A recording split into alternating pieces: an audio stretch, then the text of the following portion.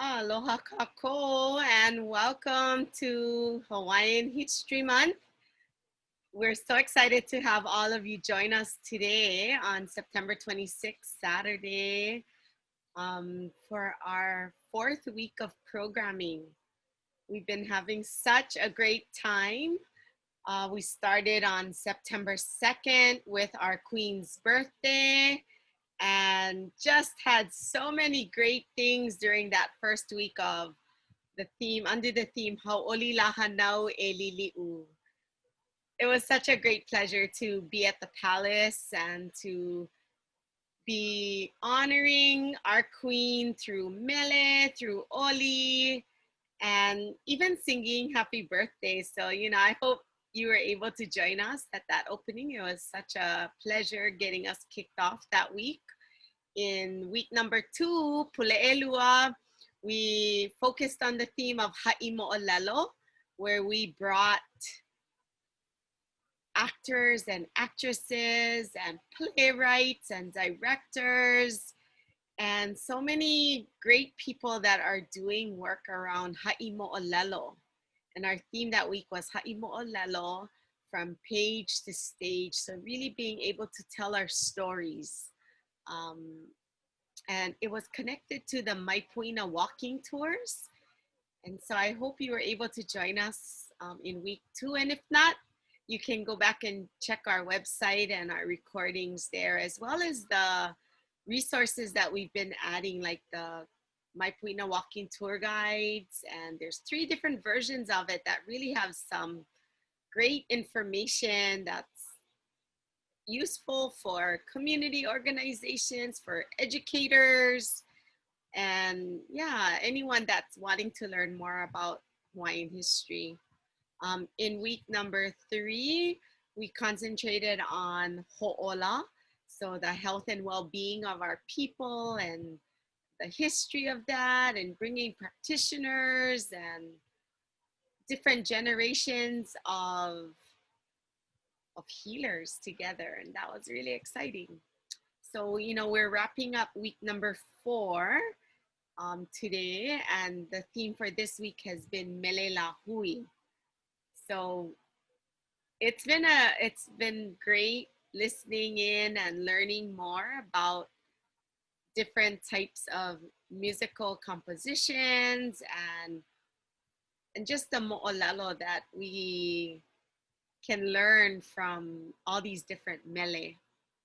And so today we're in for another treat and a weaving of these different mo'olelo.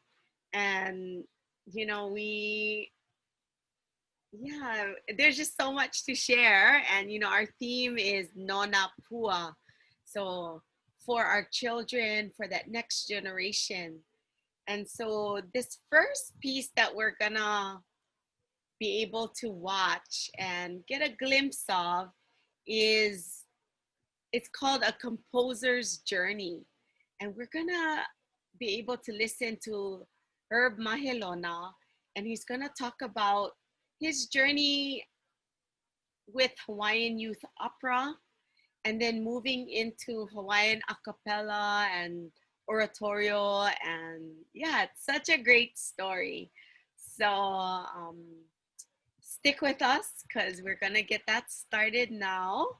And then I'll be right back to introduce the next 2 pieces of mo'olelo around mele, around music, that we're again weaving together. Maybe it's a leivili, maybe it's a haku, but again, it's a mo'olelo of mele that we are excited as Hawaii Pono'i Coalition to bring this mo'olelo to all of you. So, enanea mai kako with A Composer's Journey.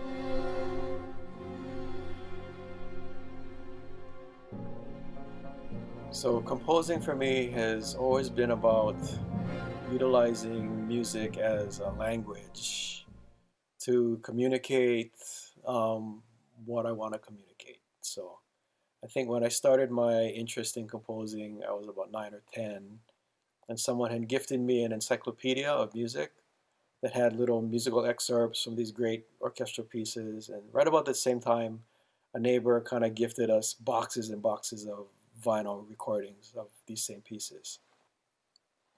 So in listening to the pieces, I was blown away as a young kid because I was feeling things and I was seeing things and I was feeling like I was being spoken to as if it was a language. And that's when I realized music is a language. And I need to learn more about this language and how it works. And I want to become fluent in it. So I started to make regular trips to the state library where I found out you can borrow the scores for this music. And I'd wear these records out, listen to them over and over again, just piece after piece after piece, and analyzing it top to bottom as best I could in my preteen mind to try and figure out how the composers were communicating what I thought they were communicating. And based on my reading, you know, looking at their background and their history and their circumstances and their mana'o as far as what they were trying to communicate, and trying to determine how it was that they were so successful or maybe not so successful. So I started cataloging in my mind all these little, um, I would call it grammar points of this language. So not so much the structure, maybe grammar is not the right word, but the creative elements of this language that made the musical language effective. So that's kind of been my overriding view of composing. It is a language that I strive to use to communicate my thoughts and emotions effectively.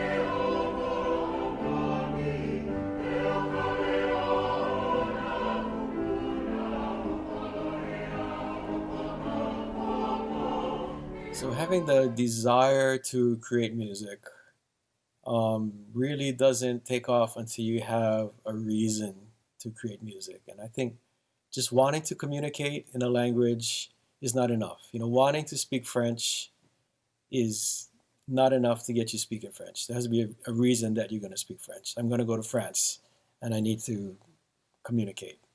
And then the real work begins then it becomes real. So it became real for me. I think my first published choral piece was Inana Kako Ina Manu. And at that point, I was working for the Hawaii Youth Opera Chorus. I was an accompanist. And at that particular time, I was accompanying the youngest class, I believe. They were called Bambini. They were the little tiny kindergarten babies, and just absolutely adorable.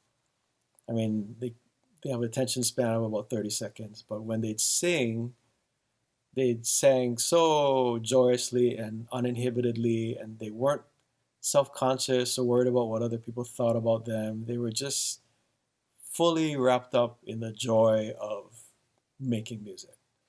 And so they left one day, and the teacher went with them, and I thought, I feel something. I need to communicate the way I feel, and I feel like I've just watched a beautiful flock of beautiful singing birds, just singing carefree, and then they float away off into the sky. So then I came up with the metaphor that the children were like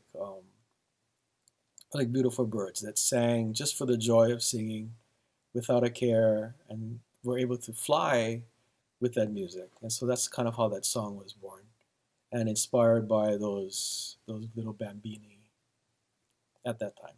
So the jump to composing operas came about 25 or so years ago. It was 1996-ish, 96, when I was hired by the Hawaii Youth Opera Chorus to be an accompanist for their summer opportunities program. And at that point, the director, Nola Nohulu, was commissioning uh, compositions, local themed, Hawaiian themed operas for the students to produce and present at the end of the summer.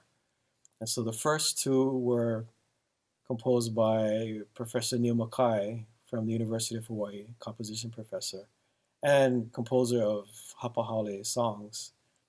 And depending on who you ask, whether you ask me or Nola, in my memory, Nola just said, "Hey, why don't you write the next one?" And I said, "Me, really?" But Nola says the story. She said, "No, you came and said you wanted to try." So in either way, either case, I ended up doing the third one. And Nola provided me with a script by a local author, and then I was supposed to turn 200 years of Hawaiian history into an opera that was producible in one summer. And it was the biggest thing I had ever written, but definitely the most eye-opening, because I did not realize that my brain was capable of just spewing out that much music. That was kind of a revelation. It's like, wow, where did all this stuff come from? And I remember a conversation I had with Dr. Mackay when I asked him the same question, where do you get all these ideas from? And he said, oh, you get in a zone. And he said, and it's just like you see the music that you want on a shelf and you just reach out and you grab it and you bring it down and you use it. So I really had no idea what he was talking about. But as I was working on ʻIolani, which was the name of the opera that I was working on, I learned firsthand exactly what that was. You know, you are presented, you do your work, you do your research, you do your prep, you get your notes and your sketches, you know, and kind of your ideas of what you want for each scene. And then at some point, I don't know how to explain it, but the idea is handed to you, or it appears just like it's hanging in the air, just like how Dr. Mackay said, it's on a shelf. Or in my case, it's just hanging there, like a carrot dangling in front of you, and you just reach out and grab it. And then, of course, it's not finished. You have to make this carrot into something on paper so that people can perform it. And then you got to flesh it out and make it make sense in the context of this whole opera that you're writing. But it's very, very much like that. The music does present itself to you, sometimes for free, with minimal effort, and sometimes after a long period of sweating and trying and failing. But it just manifests itself. And then your job is to honor the gift that's been given you by presenting it as best as you can.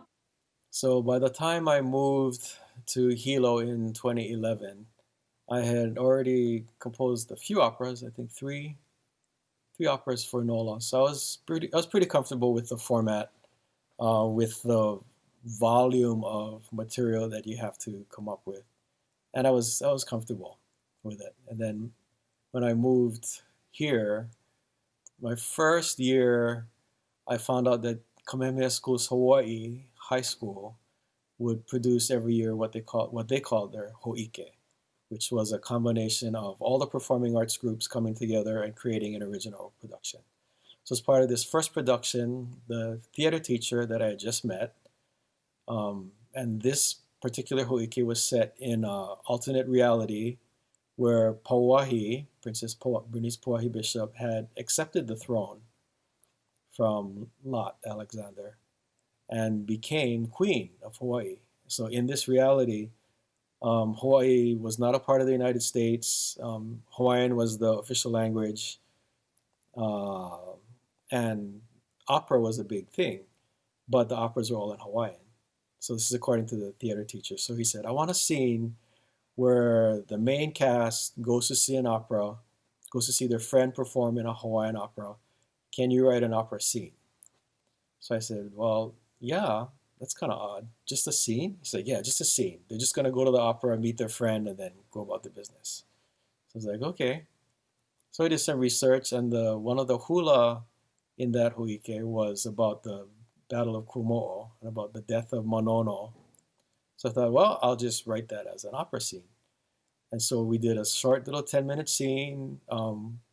We had a small band sitting backstage. So they came out and performed just for that one scene. And this girl sang Monono after the battle, and she did this beautiful aria. And then the fake curtain comes down, and then the fake roses come out, and then they have the dialogue, and then they go on with their play. And so after that show, everyone came and said, "Oh, that opera was great. When do we get to see the whole thing?" And so we kept telling them there is no whole thing. That's just a little thing. It's a little bit. This is not a real opera. And everybody said, "Oh, that should be a real opera. I think we should do more of that opera thing." So the very next year, the theater director said, "Let's just do a Hawaiian opera." And so I thought, well, that's the next natural progression. I'm an opera composer, and I'm working at a Hawaiian school, so that it just seemed natural. So we did Kel Mele Mele. And bless the hearts of those kids that were the first ones to get on stage and memorize a whole hour and a half opera. It was something. And it was big because it was just a big budget production. And then from there, opera became a regular thing at Kamehameha Schools Hawaii.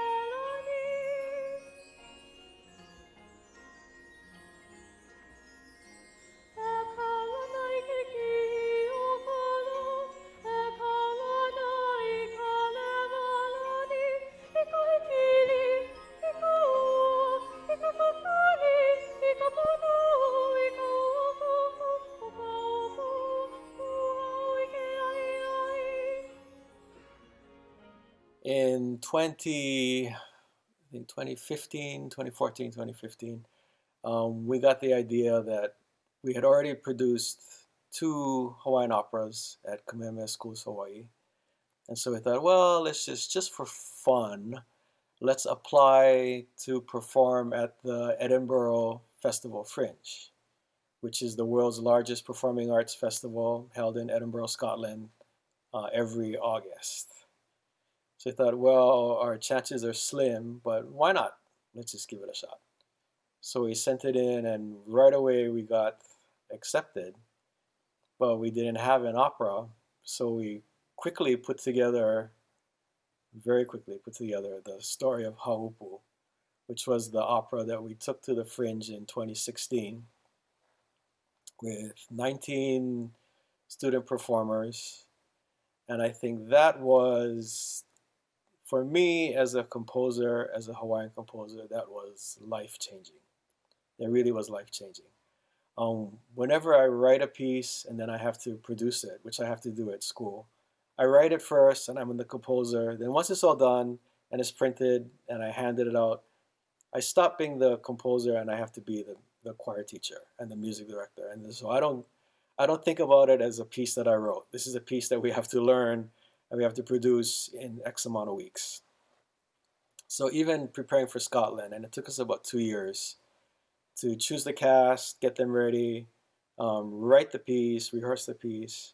So I approached it strictly as the teacher, as a producer. So I didn't think about it as a composer until we got to Edinburgh and we got to that first performance in the venue. And I'd never been so terrified in my life, because then it suddenly hit me. And I looked around, it's like we got 19 Hawaiians in the cast. Everyone involved in the production is Hawaiian. Our administrators that green-lighted this project were all Hawaiian. So every aspect of this show was created and was being presented by Hawaiians at this place exactly on the opposite side of the world. And I had no idea, and it just hit me, just the weight of what was about to happen when that audience, the first audience, walked in. Sorry, I'm getting emotional already, and then it stopped being, I stopped being the teacher or the composer. I was suddenly a Hawaiian that has something to share with the rest of the world. And when the audience, and we did it all in Hawaiian, no subtitles, they could read the synopsis in the program. But when the lights went down in that final curtain and the audience jumped to their feet and started screaming and clapping, and they wouldn't stop clapping. And even after we asked, the managers had asked them to leave because the next show was coming in, fringe schedule is really tight. You have 2 hours to move in, produce your show, and get out because shows are going all day. It's a huge event. So the entire audience went and waited outside the door for the kids to come out to board the bus, and they screamed, and I could hear them screaming and cheering and clapping, and it was it didn't hit me until we got back to the dorm room, and I called my wife, and it just hit me what we had just done.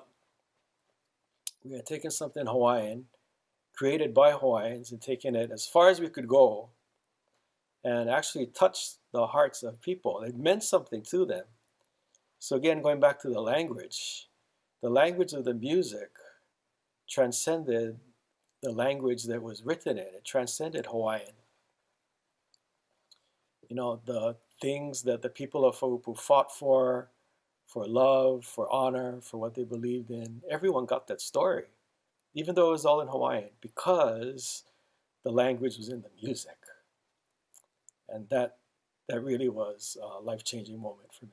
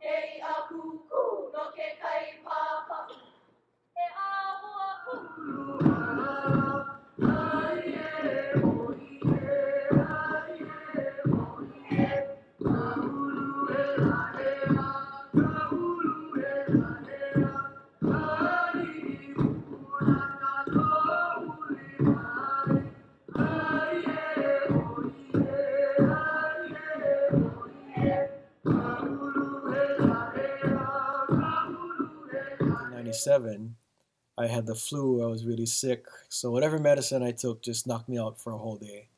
So while I was dreaming, I dreamt that I heard this oratorio. It was all a cappella. It was beautiful. It was ethereal. There were solo parts, especially one part I remember just being very haunted by a haunting soprano solo with this undulating um, choir a cappella accompaniment. So I woke up from the dream and I kind of thought, wow, it'd be really cool to kind of make this dream a reality. But I didn't really know how to do it in 1997. So I had just started composing big works. And Nola gave me the first opportunity to do part of it, where she asked me to write something for the Hawaii All-State Honor Choir for that year. I think it was 1997. So it took me a few years of writing operas before I felt comfortable with the large format. So large format pieces are tricky because, one, it's a lot of music. So pumping out that much music is not too hard, but making it coherent takes some skill, and making it interesting, especially when the texture, you're only dealing with one texture, with vocal texture. So I pulled out every vocal texture I could think of within reason and used it in this piece, and finally finished it 25 years later. I was already here. So I sent Nola a copy and I said, here, it's finally done. Never expecting in my lifetime to hear it performed. I just could not see why anybody would want to perform it. But Nola and Esther Yu decided they wanted to do it. So it was a great surprise to me to hear that piece performed.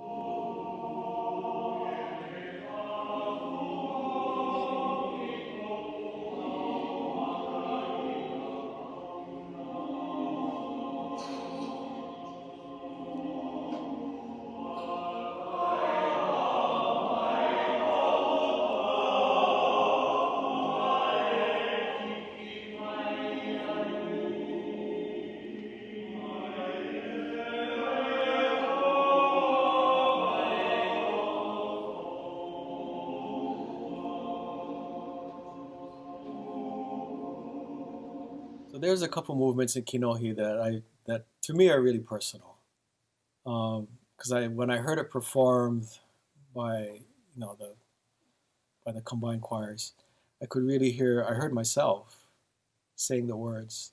So the number 8, Imaulo ana kanani o Yehovah, for a tenor solo and the choir, where the tenor is saying, I can't remember the exact what it is in English, but I will, until the end of my days, I will trust in God. I'll trust in God. And so I realized that's my voice. I'm going to trust.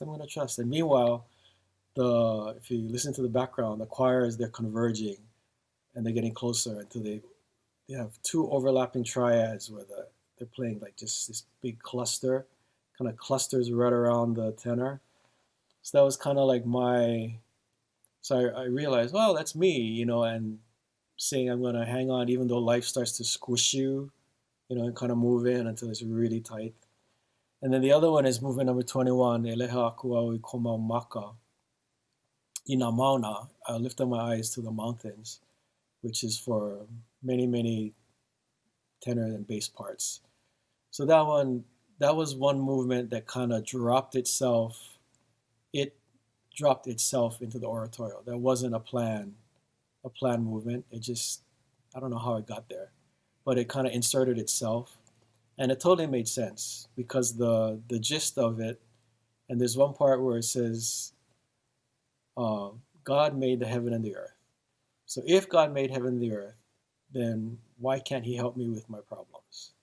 And so that kind of wraps up that sums up the whole Kinohi for me. What's the point of believing that God created the earth? Well, because if he created all this, he knows what's going on and he can help you. And also that movement number 21, I didn't tell anyone, but that was my homage to Dorothy Gillette. And I think if there were on my list of people that I wish I had met, that I could have met because they actually lived here, Dorothy Gillette was one of them. I never got to meet her, but she was one of my compositional heroes having sung her song contest arrangements in high school, and just I've always been in awe of anything she arranged. Just her sheer genius, and she knew how to use the musical language and meld it with the Hawaiian language. And since she was the conductor of the Alumni Glee Club, which was, I think it still is, all male at Kapalama, I wanted one movement that was all men. And I would kind of pay homage to her style of arranging. So that's what that movement is. It's my, it brings the whole oratorio together, and it's my homage to Dorothy Gillette.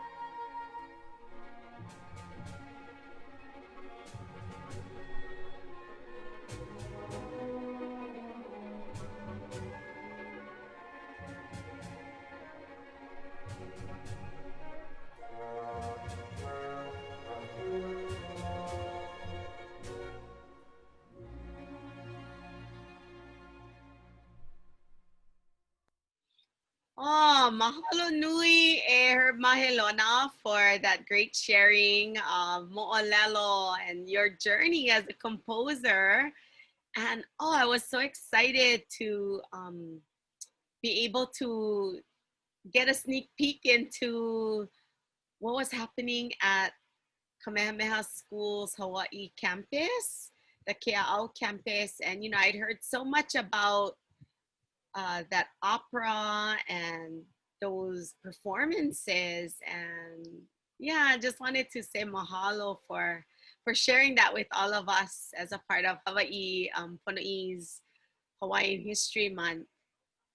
So our next piece is really is another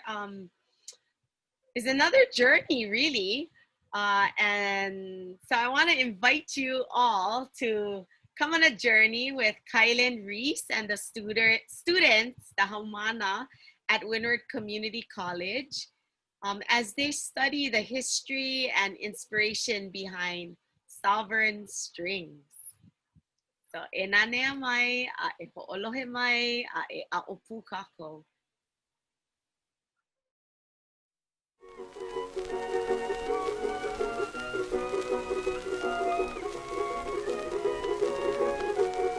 Welcome everyone to our class today. As mentioned, we have a guest speaker. And so we just finished studying, just so you know, we just finished studying a little bit. We didn't even finish really. We got halfway through, but our section on ʻIolani eha. Cool. And that time where Henry Berger and the Royal Hawaiian Band, which is going to lead us quite perfectly, I think, into where you're going to take us. So this is my good friend Kilin Reece. He goes by Kai. So how's about a hand for him, and I'm going to let him take it over from here. Mahalo. Thank you very much. I'm so stoked to be here. The last time I was in this class was like almost 20 years ago. I was doing a little bluegrass guitar workshop for Ron Liu. You guys all know, he's retired now. He still teaches early college. Cool. But I'll just give you a little background on myself. I've been a musician and luthier. You guys know what a luthier is? That's it. Someone who builds or repairs guitars, or actually stringed instruments of any kind, which is different than a Lutheran. A lot of people get confused. But I've been working here in Hawaii for almost 2 decades, building and fixing guitars, ukuleles, mandolins, banjos, for professional musicians, aunties, uncles, doctors, plumbers, everybody. And everybody at some point needs their stringed instruments fixed, because people sit on them or leave them in the car or drop them, as you guys know. But what's been really incredible working with this community is hearing the stories that people come to when they bring their instruments in. And so as I started to hear these stories from my customers, I started to go, man, this is incredible. These people would say things like, my great uncle used to tour around the world in 1900, going to London and playing at the World's Fairs. And I was just like, what? And then they would tell me that they were not playing guitar, they were playing violin or saxophone. And I was like, wow, you don't hear those instruments in Hawaiian music too often these days. So I started to ask them more questions, and slowly going through the archives at the Bishop Museum, at the Hawaii State Archives, you guys hear about all these places, this new concept of music history started to kind of become clear to me. And I started working with the Martin Guitar Company, who is the oldest stringed instrument manufacturer in the United States today. They go back to 1833. And so today I'm going to give you a little slideshow, talk about my work with the Martin Company to recreate this guitar, and what I've been really fortunate and blessed to learn about in my studies in Hawaiian music, and how Hawaiian music and musicians really changed the way the world thinks about music and the way the world plays music, and the very designs of these guitars. Whether you're Bob Marley or Paul McCartney, or who's your guys' favorite musicians these days? A+. Well, I'm curious to hear from you guys too. And if you have questions along the way, you have comments, just shout them out or raise your hand. We can go through. But up here on the screen, there's 2 guitars. The one on the top here is a guitar that was made in 1934, specially for the Royal Hawaiian Band. And we'll get more into the story of that guitar. And right below it is this guitar. This is the Kealakai model Martin guitar. This was made for a Hawaiian man, a musician named Mekia. And have you guys heard of Mekia at all? Anything about him? Has Kamoila told you? Not yet. Not yet. Yeah. So this guitar was the very first jumbo extra large model guitar the Martin Guitar Company made. And they were so proud of working with this man Mekia that they named the guitar the Kealakai model. And I just got back from Orlando, Florida, where we were presenting this slideshow. And it was to a bunch of people from the continent who don't know anything about Hawaiian history. So some of these slides will probably be kind of silly for you guys. Like, you probably have already seen something like this, talking about where Polynesian peoples came from on their way to the Hawaiian Islands. And as we get into a little bit later history, this is probably what trade routes looked like in the 19th century. So anyone going east, north, south, west was stopping in Hawaii to get supplies, to refuel their ships. And everybody who came here brought with them their musical instruments. Mekia Kealakai was born in 1867. And at that time in Honolulu, do you guys know where Merchant Street is? Right down there between Bethel and Fort Street. There's the old post office where the Kumakahua Theater is. Mekia was born 2 doors down from that building. And Mekia's father was a sergeant major in the Mamalahoa Regiment of the King's Guard. And so Mekia, at a very young age, was running around these streets, this harborfront district, up into Nu'uanu Valley, up into the hills. And it was a pretty incredible place to be growing up as a young boy. There were boats coming from all over the world. His father was a journalist for the Hawaiian language newspapers. And so if you can imagine being a young boy, maybe cutting class one day, running around, meeting up with some sailors, hearing some music, going down to the ʻIolani Palace and hearing the Royal Hawaiian Band playing on the bandstand there. Across the street from the ʻIolani Palace was the Opera House. You guys know about this opera house that was here? The Opera House in Honolulu was debuting operas before New York or San Francisco oftentimes. It was coming straight from Europe to Honolulu. So Mekia had a reputation for being kind of a rascal. And so much so that at age 12, his father said, you're going to be going to the boys' reform school from now on, which was like you had to live there, you couldn't leave, big fence around it. You guys know where Kamakapili Church is now in Kapalama? Right across the street is Ka'iulani Elementary. That's the original location of the boys' reform school. And that school actually predates Kamehameha schools. But Mekia was sent there, and they would pound poi all day long.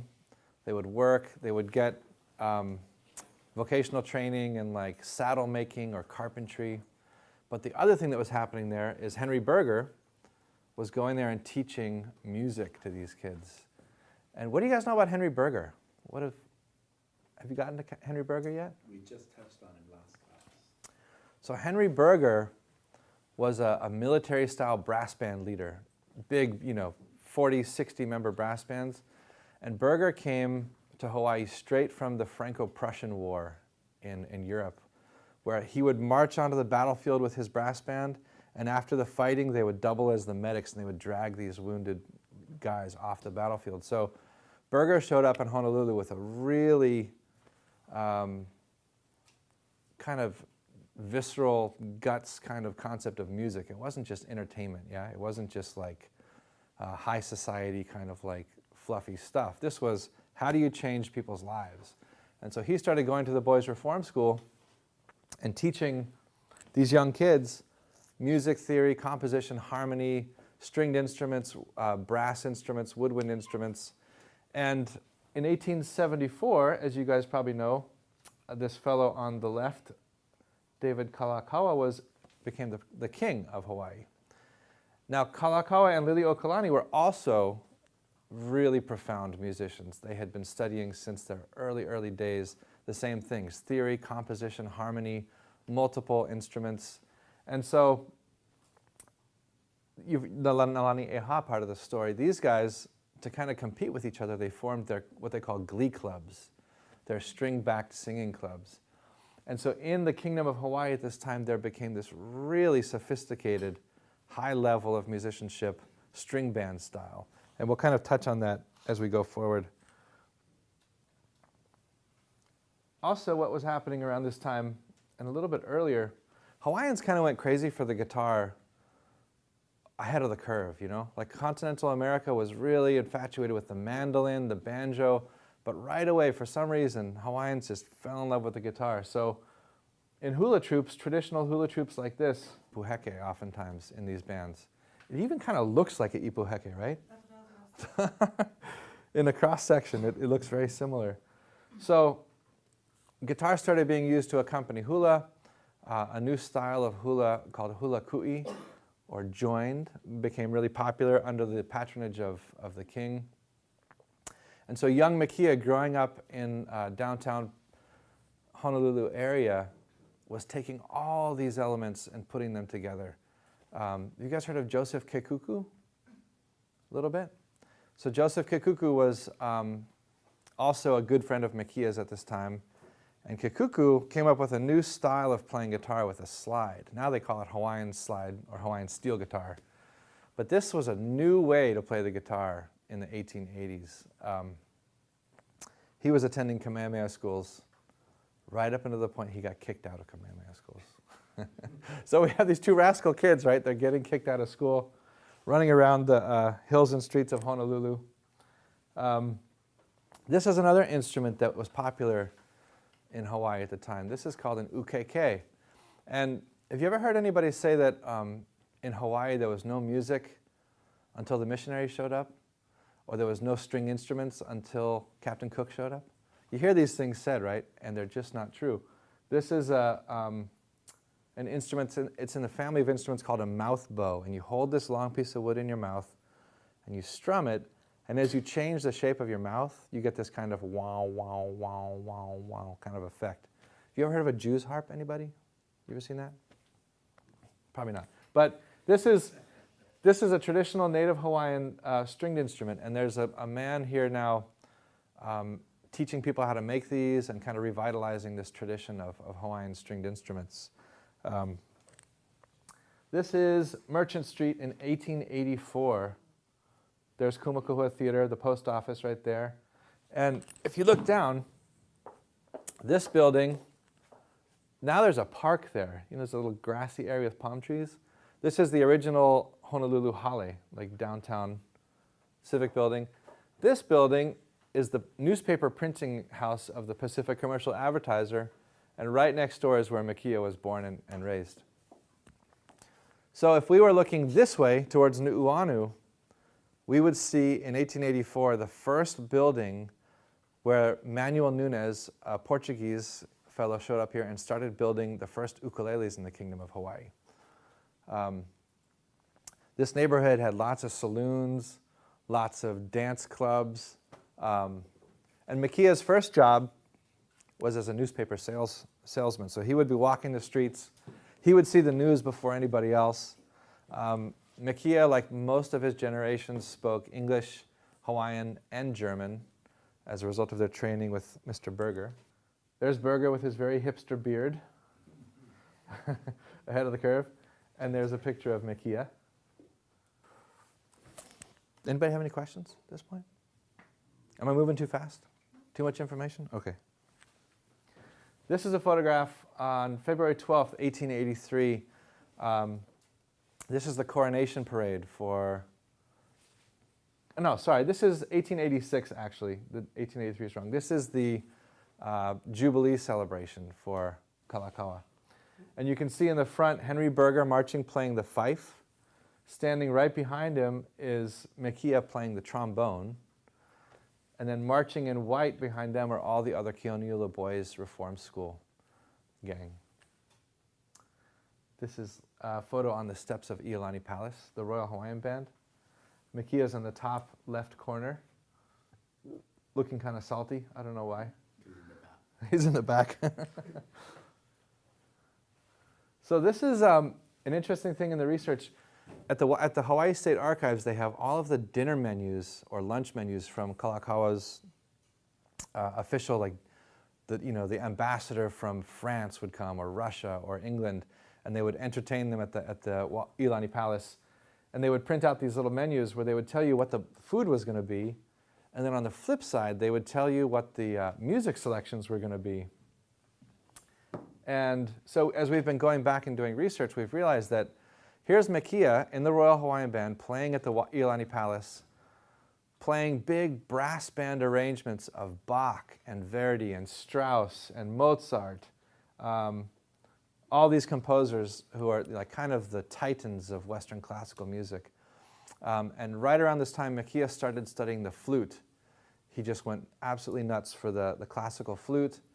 And before long, Does that say boiled brain? I can't read. broiled chicken, mashed potatoes. No, broiled. Where's? The fish. It says fruits, then fish, then broiled. Broiled beefsteak. Oh, brain. It does say brain. Yeah. Sounds delicious. Monkey brain. Shrimp curry, chicken salad, eggs, sweet omelets, and ice cream.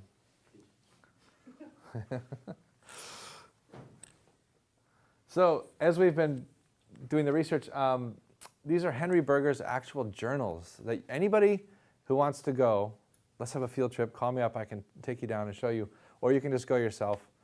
All of this is public archives. So you can go there, you can photograph anything you want, you can use it to publish a book, you can put it on your website, you can do whatever you want. It's public archives.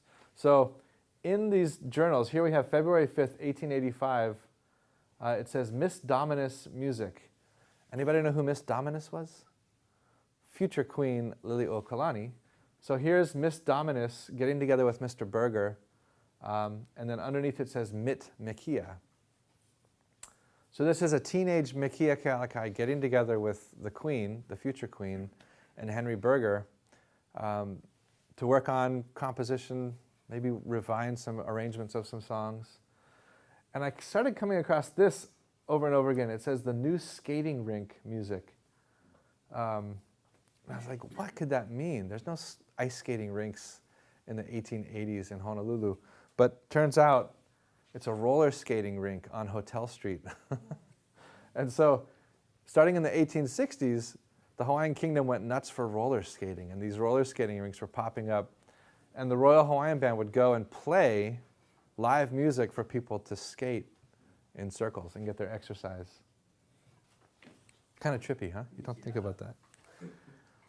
When was that? 1860? That was 1880s, but I looked up the skating rink. It opened up in the 1860s.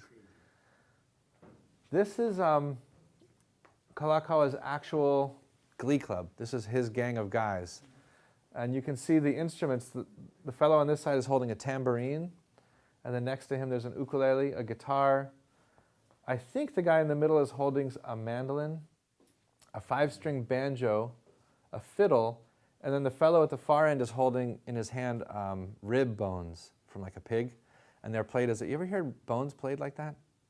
You ever hear anyone play spoons? Yeah. So same thing. It's like a percussive kind of instrument. But this ensemble is the identical instrumentation to what African American minstrel type ensembles were playing at this time. And the addition that happened here in Hawaii is the addition of the guitar. But what's really incredible to me as a musician, when I look at this, that's basically a bluegrass band, right? Or like there's even an accordion in the front. This could probably have morphed in, they probably could have played what's like Cajun music from New Orleans. But this synthesis of string instruments and brass instruments from the Royal Hawaiian Band, it really, in many ways, predicted what was going to happen in popular American music. This is Kamehameha Summer Glee Club, 1897. This fellow in the middle is a man named Samuel K. Nainoa, and that's Joseph Kekuku's cousin. Turns out when Joseph Kekuku was inventing his Hawaiian-style slide guitar, he was stealing all his cousin's licks from the violin. And so in Hawaiian music for a good 100 years before the steel guitar was invented, the Hawaiian string ensembles were using violins and flutes. And I have a little clip I want to play for you guys. I meant to bring my my boombox, but I didn't quite get it together. But this is a recording that I released with the Library of Congress last year. This is from 1904, and this is what a Hawaiian string band sounded like at this time. You want to play it into the mic so that Yeah. the camera can catch it? I'm going to play you one of my favorite songs, Moani Keala. So this is written by Kalakaua's younger brother, William Pitt Liliʻuokalani, in about 1873. a little scratchy. Moani Te Ala by the Royal Hawaiian Troubadours, American record.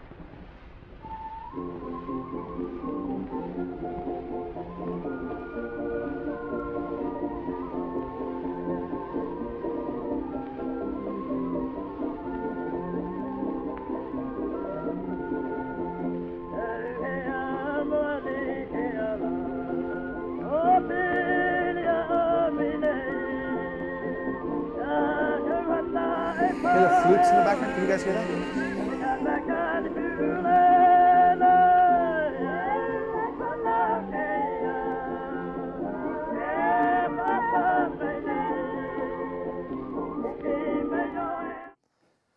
It's kind of hard to hear, but if you listen to the flutes in the background, they're playing the melody, but then they're sort of weaving in and around the melody, and they're starting to do something that today we just call improvisation, right? At this time, in these bands, they were also playing saxophones, and the saxophone was only invented in about 1860. So Hawaiians were so quick to pick up these things and get really good at them and then make them their own.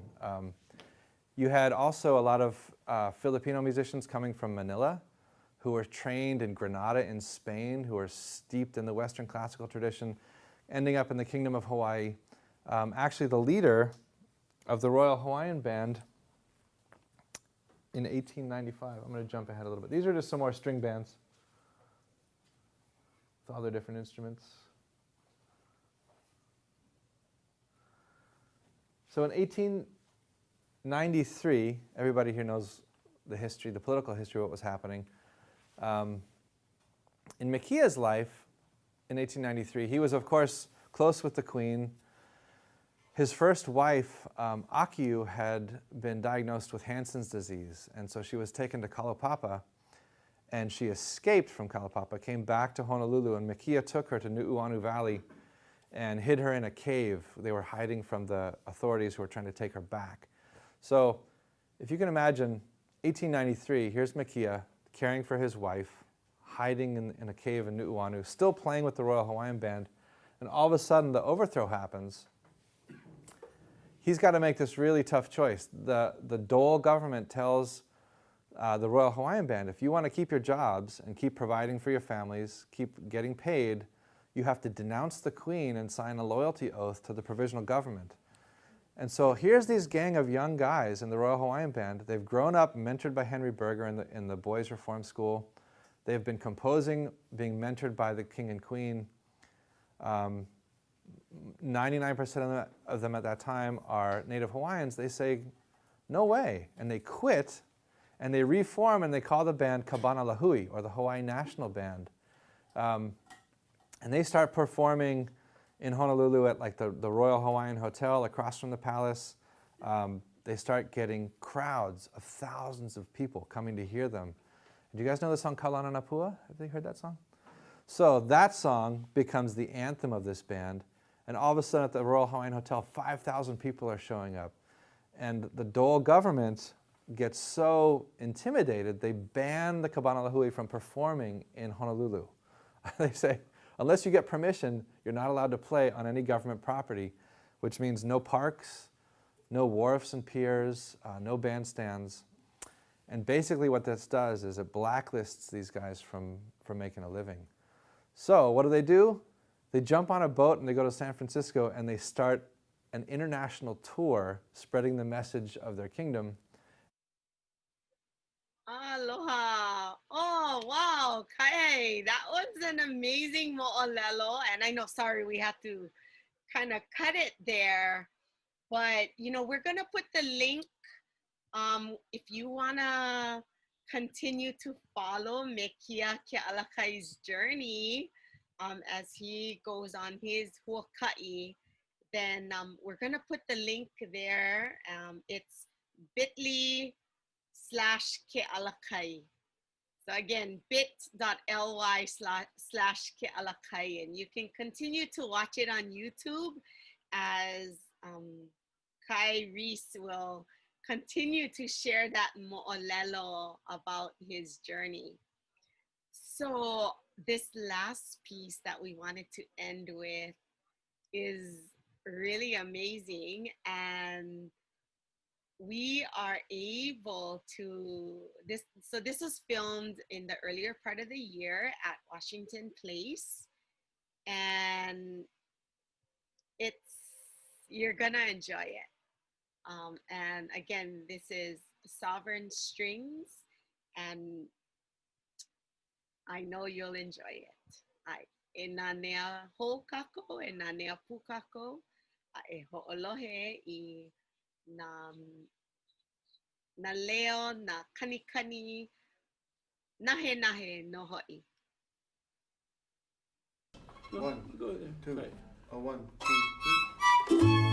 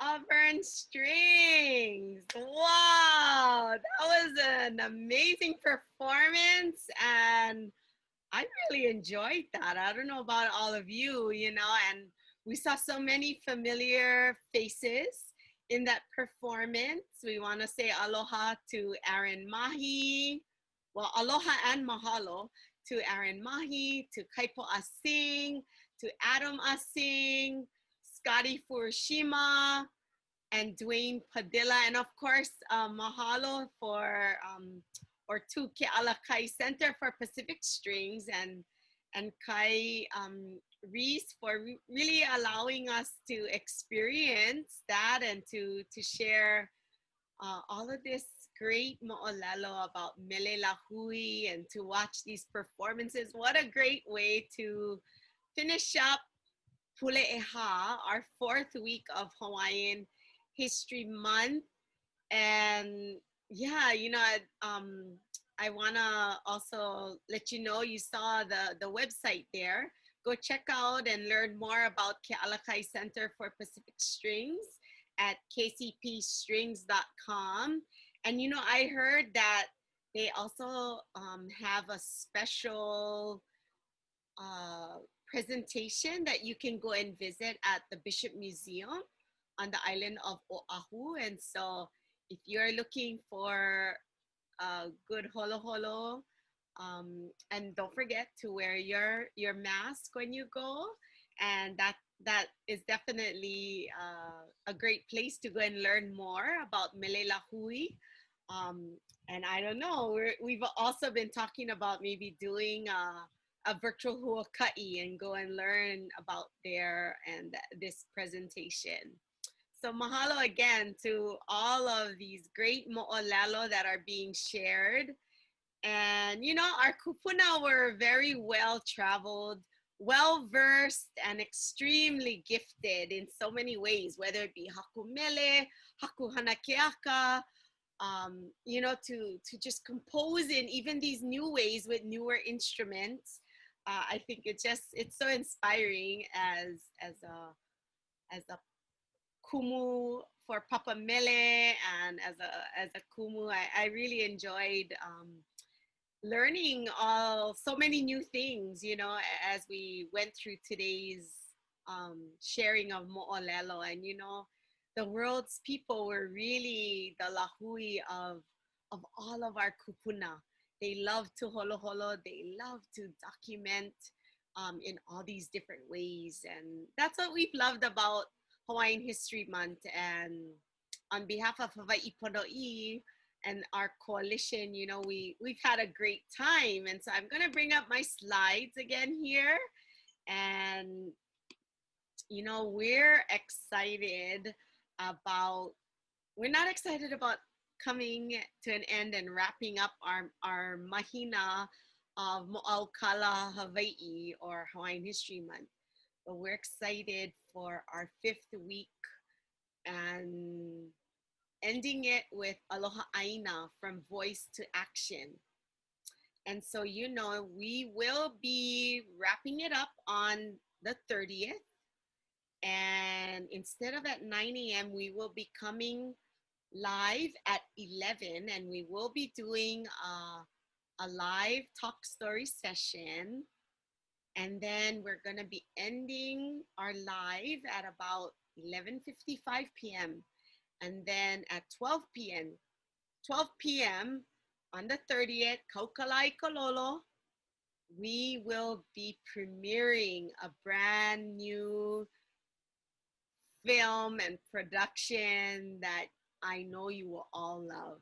And so we are inviting you all to put that on your calendar and make sure you join us for Aloha Aina, from voice to action. And I hope that title alone really is a kahea to ho'i mai, to come back next week, Wednesday, po'akolu, and to let all your ohana, to let your kumu friends, to let everyone know to tune in, because we're going to be here.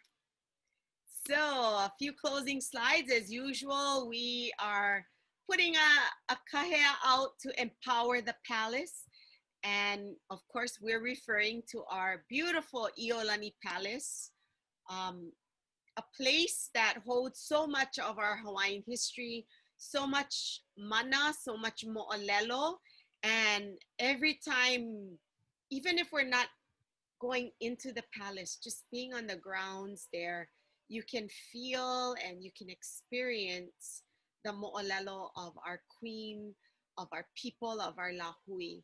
And so we are asking if you are able to make a donation and to be a part of the palace and that history there and continue to share it.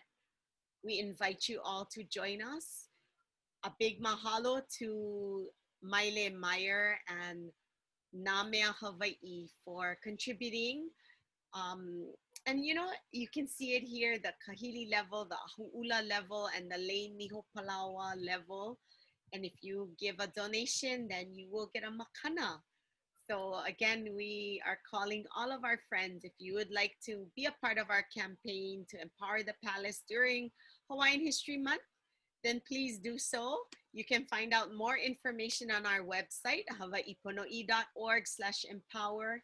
And if you want to learn more about the palace, our beautiful ʻIolani Palace, then we invite you to go to their website, and you can see that URL here on your screen. We want to say mahalo nui loa to all of our partners that have helped us in bringing all of these amazing presenters together. Mahalo nui to Kamehameha Schools, to Office of Hawaiian Affairs, to the Friends of ʻIolani Palace, Kanaio Kana, Oiwi TV, Council for Native Hawaiian Advancement, Liliʻuokalani Trust, Nā Mea Hawaii, Pu'uhonua Society, the UH Manoa Hawaii Nui Akea School of Hawaiian Knowledge, UH Manoa John A. Burns School of Medicine, Department of Native Hawaiian Health, Papa Olalo Kahi, Hawaii Youth Upper Chorus, Kahuli Leolea, Pam Omidyar, and the Noah Webster Aluli Foundation. Again, a mahalo nui loa to all of you for joining us for Hawaiian History Month. And again, this is our 4th week of programming.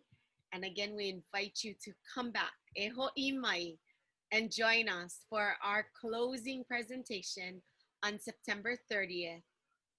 I know you'll enjoy it. Please follow us on our social media pages, on our Facebook, Instagram, and Twitter. And of course, more information is available on our website, hawaiianhistorymonth.org. Aloha everyone. Ahui ho.